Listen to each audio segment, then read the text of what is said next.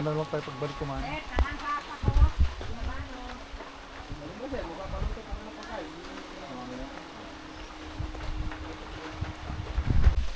So ano, kailan lang daw na develop itong ano, Kilangin, and hindi pa sementado itong ano, kalsada yung mga dinadaan. Pero ngayon ano na siya, kalsada na, so mas mabilis na yung trekking, although challenging pa rin, medyo hihingalin ka pa din. Maganda kung condition ka talaga pag aakyat ka dito.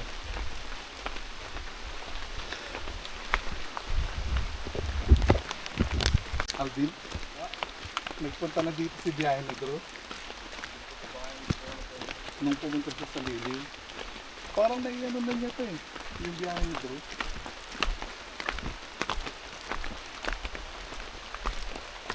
Kaya kagandahan basta tayo.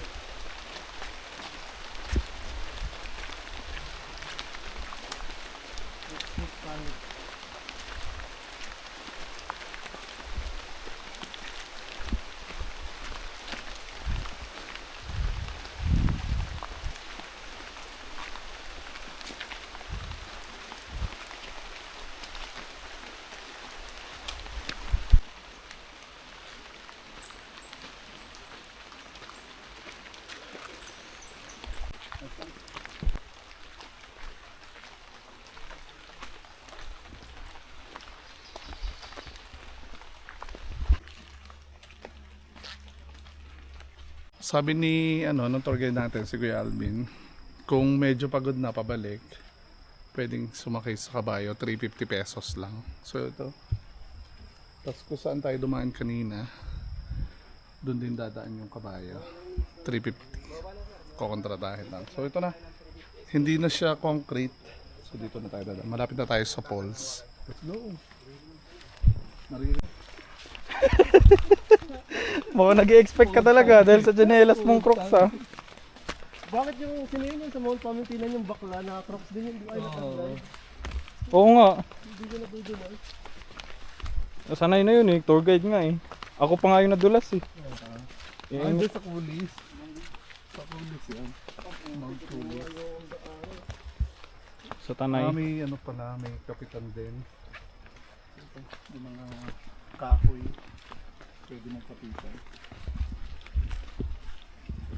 Kasi yung ibang guys po ayaw ng puro community. Nilopado talaga eh. Ah, talaga? O baka naman binigay na kay Club yung ano nito, maging ghost project, no? Kasi dati po talaga ito, hanggang doon sa pagbaba niyo, lupa po talaga yun. Oo, ang hirap nun. Yung mga adventurous, yun ang gusto. Ilang steps to? 350. Ah, 350. So mula dito, sabi ni Kuya Alvin, mula dito, 350 steps. So, naririnig na natin yung fall. Si tree. Mamaya, yung bilangin, baka malito pa ako.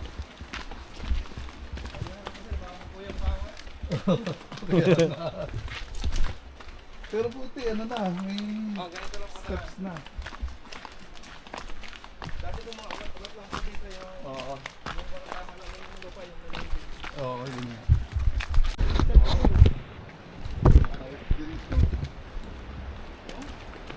Matarik din to. Dadaanan namin guys. Ayun, no? 350 steps. 350 steps. Dito natin Kaya lang masusubukan. si Francis hanggang 100 lang alam yung bilangin. Ito tatlong 100 tsaka isang 50. Kaya huwag yung gagayahin si Francis. Magalaw na. Si Ay Francis. putik, wala nang steps dito. Ugat na to. Dati ganito lang po talagang taan dito. Ready ka. Okay guys, nakikita Guys, natin. okay, dito medyo Dati maugat. ganyan lang po daan. Alas ganyan na. Nakikita na ako. Matulas yun, Francis ha.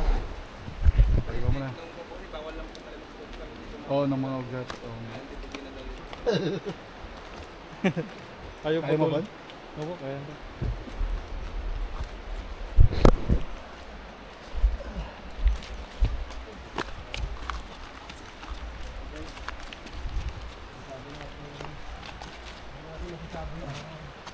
Nasa Sige po.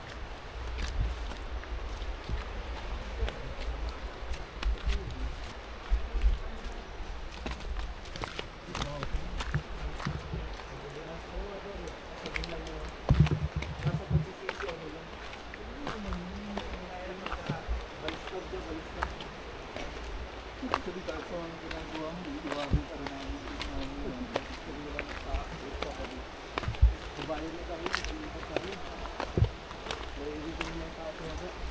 Challenge pag-upload mo. Paano yung daan ng kabayo? Hindi, doon ka lang mag-start. Oo. Dito, Bon, siya na, batawan ko mo sa'yo. Si Apa. Oo, si Apa, yup. The Last Airbender. Lilipad na.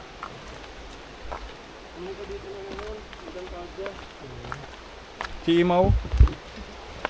Para ano, medyo solo.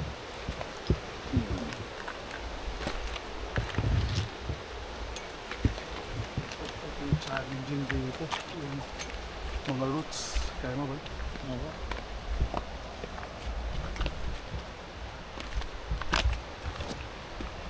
Dito walang mga limatik dito. Yan. So that. Swerte, di ba? Ilang hatbang din yan.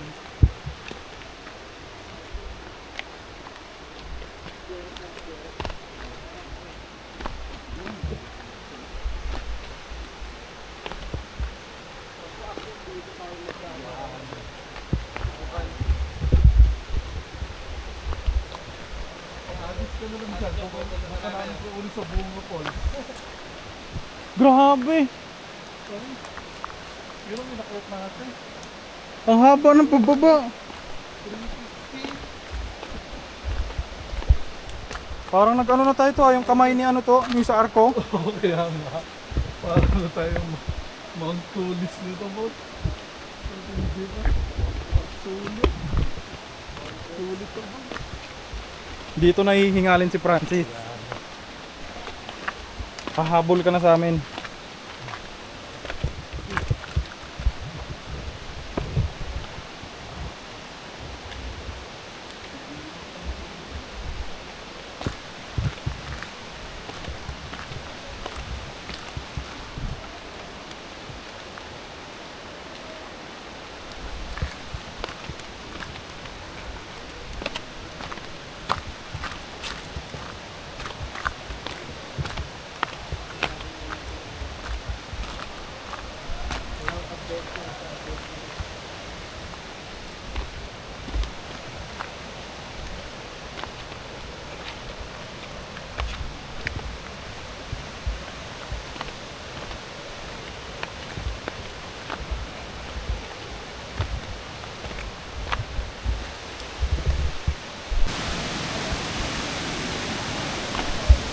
Ay, sorry po.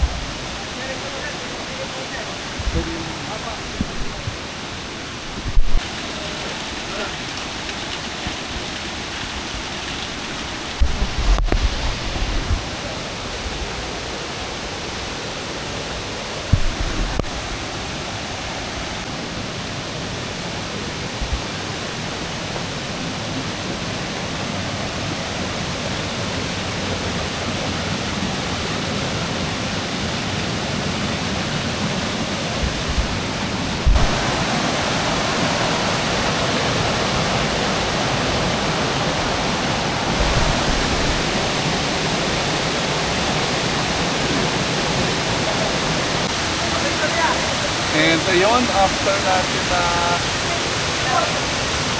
matapos yung 350 steps pababa dito sa Kilangin Falls, eto na yung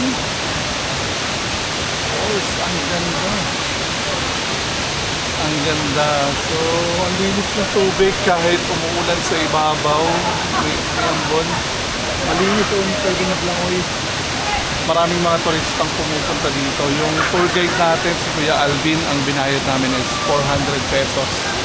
Tapos ang environmental fee is, I think, 20 pesos. Tapos yung life vest, 50 pesos kami bawat isa. So, mura lang yung gagastusin nyo kapag pumunta kayo dito. Mag-enjoy na kayo. Tapos, exercise pa. And malamig yung tubig. Sigurado ko panigurado mag-enjoy kayo.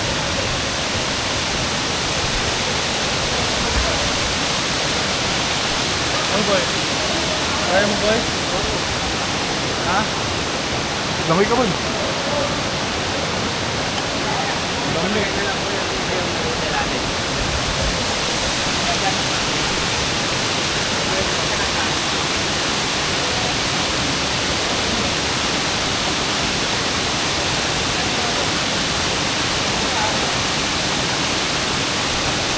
Di abot.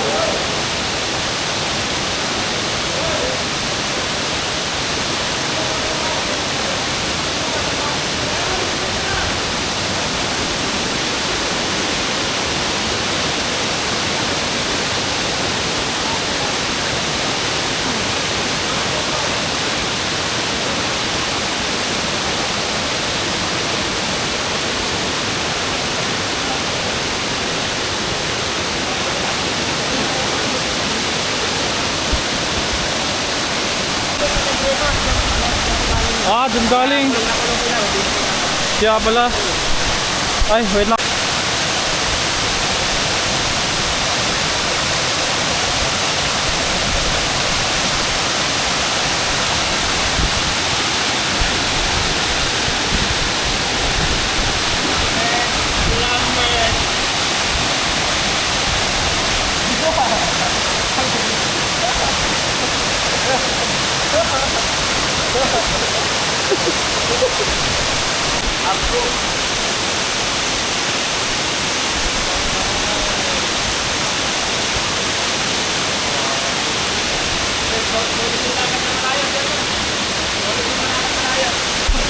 Pabalik naman, kuya. Pabalik.